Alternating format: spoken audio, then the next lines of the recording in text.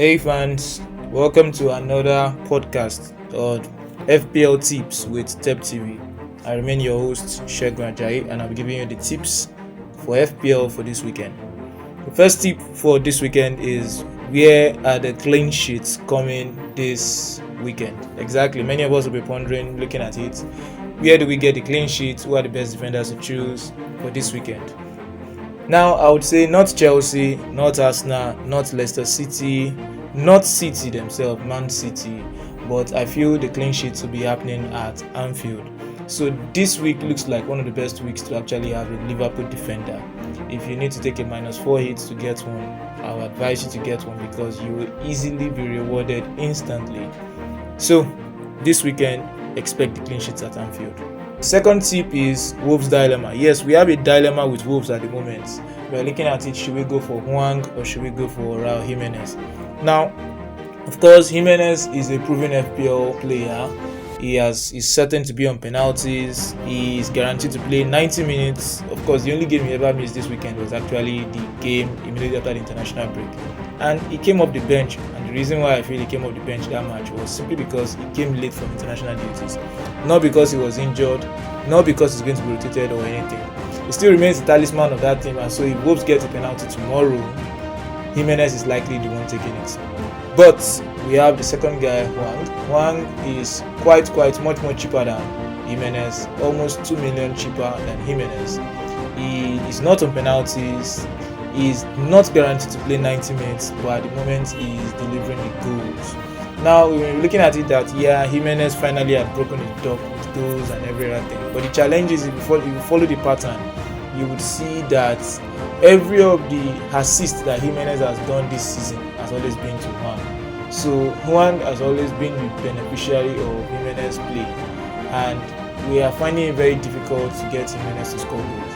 Penalties this season also with the new rules around the EPL referees has been hard to come by.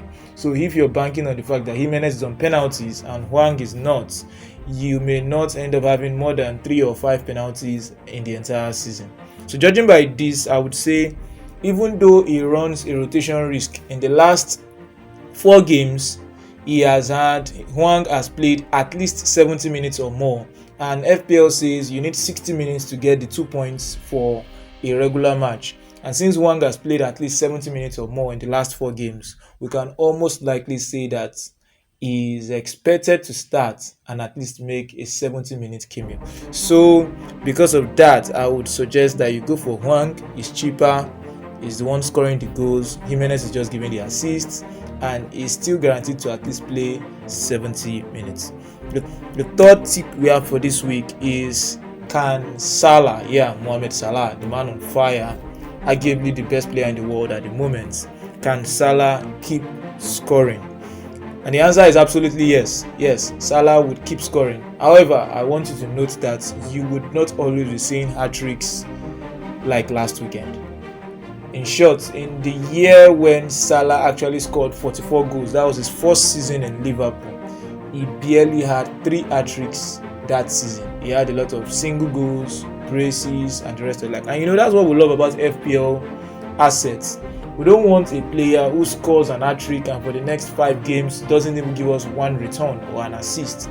We want a player who can guarantee us that over a period of time, at least over 10 games, 8 or 9 of those games, he returns either a goal, an assist, or if we're lucky, 2 goals, 3 goals, as the case may be. So Salah will definitely continue scoring, but I must warn you that don't expect him to be scoring hat-tricks every week. And one other thing you should just note about Salah is that the way he's scoring at the moment, he looks likely to hit and surpass his record in FPL, which is 303 points. The only player ever in FPL to have broken the 300 mark is Mohamed Salah. The next tip for this weekend is Livramento punt.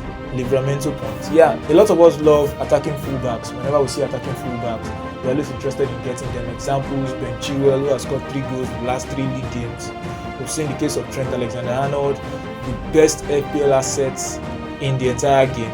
We've seen the case of Luke Shaw when we saw it from the ending of last season, even though this season he has been trash. We've seen the case of Rhys James also on that right wing for Chelsea. We've seen the place of Cancelo, very fantastic player, plays both left and right wing. So all of what these attacking fullbacks give us an option, and an option who is not from the top teams at the moment is Livramento. Last weekend we saw that he could not only just do assists, he can also score goals as well. But I don't want you to get carried away with Livramento for two reasons.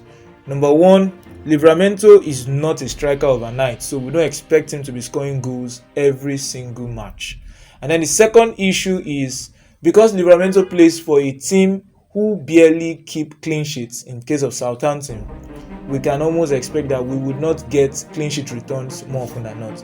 And one of the things that makes someone like Trent, Cancelo, Ben Chilwell, as well as Reece James, some of the things that makes these four guys very good is the fact that they don't just give attacking returns, but they also are in teams that keep clean sheets.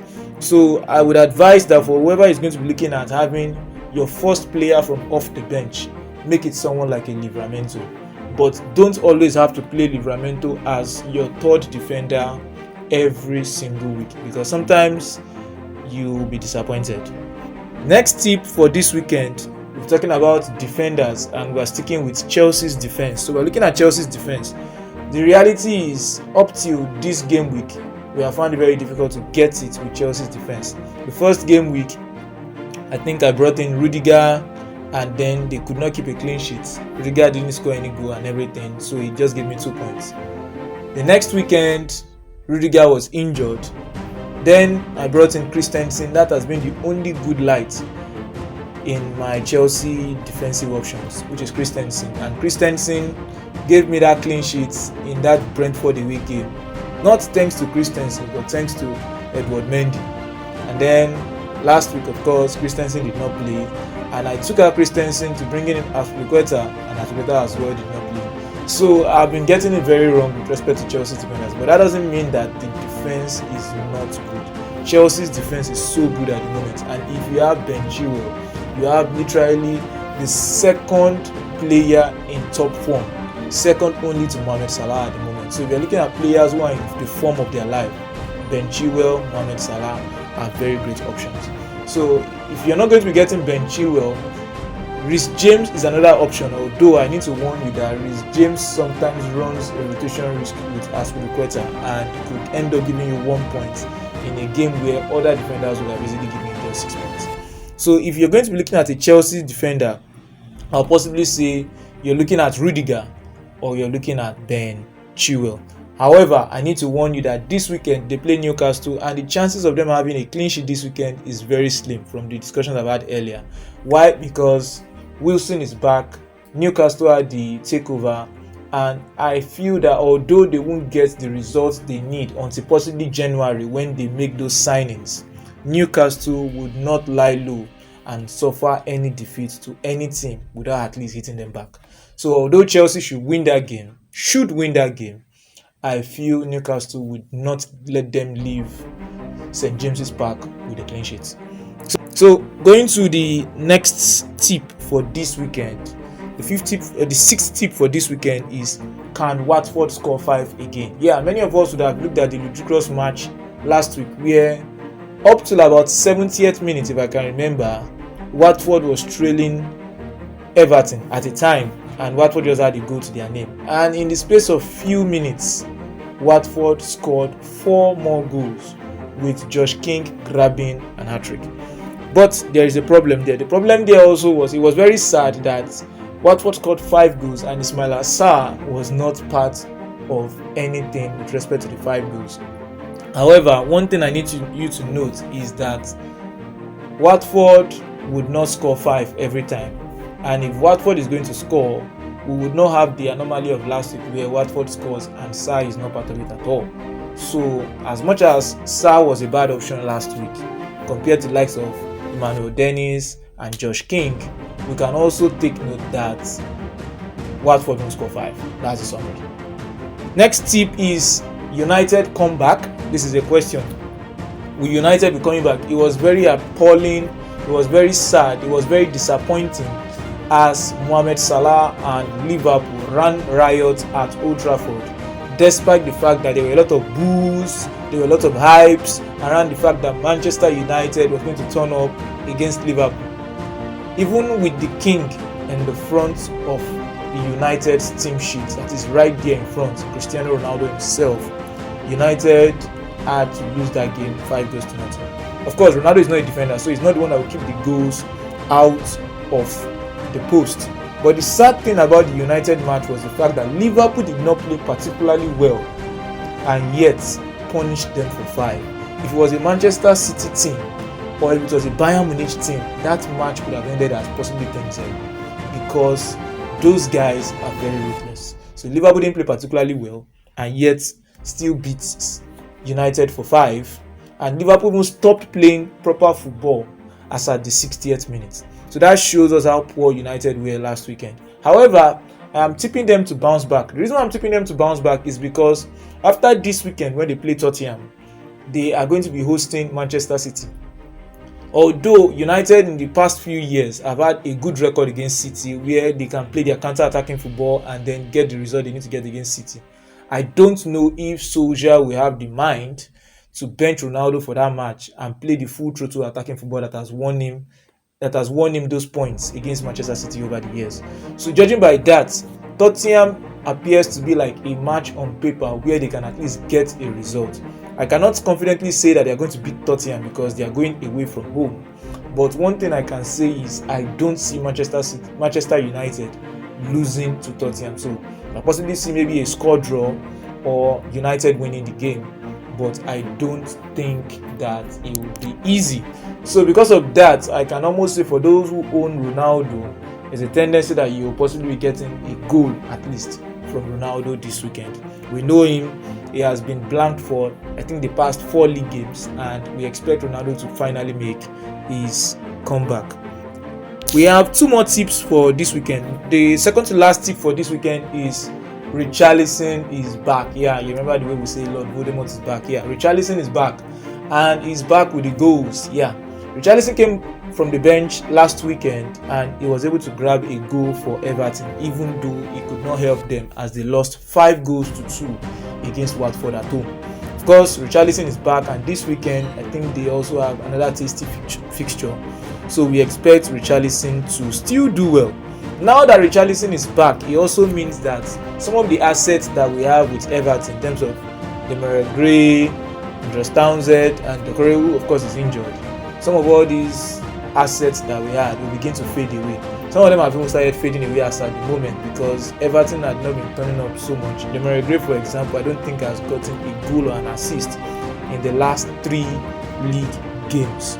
So it means that with Richarlison back, everything goes through Richarlison, old school thing.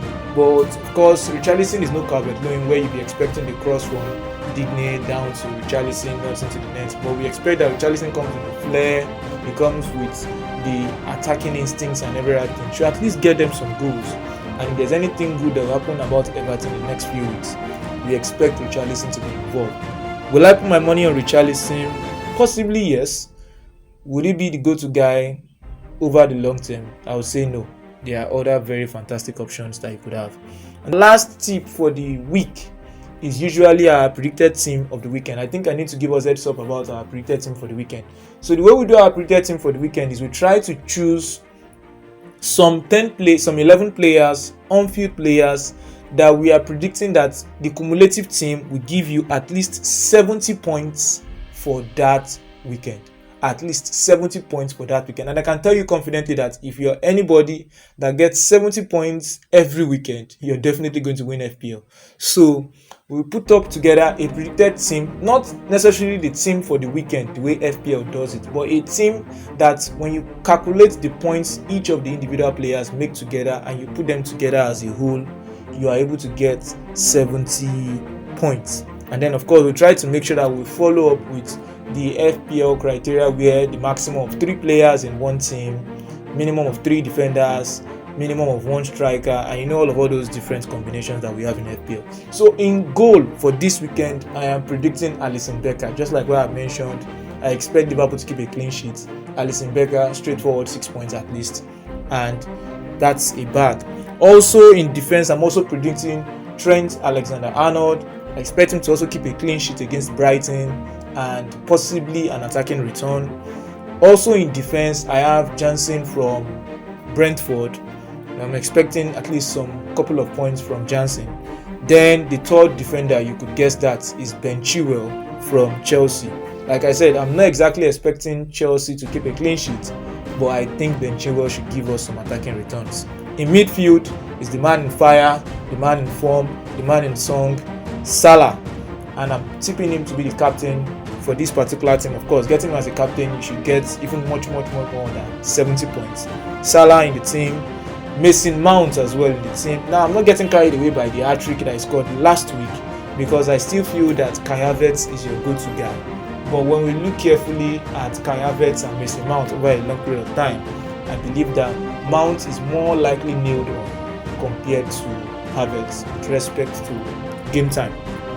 Then, of course, the third person in the midfield is the person you could also guess, Phil Foden from Man City. Manchester City have a very exciting fixture against Crystal Palace. Now, I'm still trying to look carefully at Patrick Vieira's Crystal Palace. They've had some very amazing results this season, but Vieira has not had a very good track record as a manager. So I still want to see how things are being done. That being said, I feel that even if Manchester City will score just 2 goals, Phil Foden will be grabbing either a goal or an assist. It's sad I don't have him on my team at the moment, but Phil Foden is a very fantastic guy. Then the fourth person in our midfield that completes the midfield is Ismaila Sarr. I had mentioned earlier that I expect that Ismaila Sarr would have a comeback this weekend, especially the fact that Emmanuel Dennis is injured. Josh King should start, and I feel Sarr should also contribute to something good for Watford this weekend. In attack, I have 3 persons in attack. I have Rodrigo. Now, I kept Rodrigo there. I could easily have put Rafinha in midfield, but I just felt that at the moment with Bamford out and everything, and they are playing Norwich, that's the most calamitous team in the Premier League at the moment. Rodrigo should at least grab a goal or an assist, and he's a differential. If you look at it, he is very lowly owned. Then, second person in attack is Jamie Vardy. Thank God, Jamie Vardy has been confirmed that he is fit and is ready to face Arsenal. And we know Jamie Vardy's record against Arsenal. That is the team that he has scored the highest number of goals against in the Premier League. Jamie Vardy has the highest number of goals he has ever scored against any team in Arsenal. And the final person that makes the 3-man attacking line is Richarlison. I feel Richarlison is back from injury. I would have easily put in Antonio there, but I just feel Richarlison back from injury with the energy, with the everything. We saw that last weekend when he came out from the bench and then he was able to grab a goal. I feel that this weekend as well, he should be able to grab at least 1 more goal. So that's it, guys, for this weekend's or this week's FPL tips on TepTV. We will be sending a screenshot of our game week points, and we would also want you to please give your comments, follow us on Instagram, follow us on YouTube, and as well keep having fun with FPL. Thank you guys. Bye for now.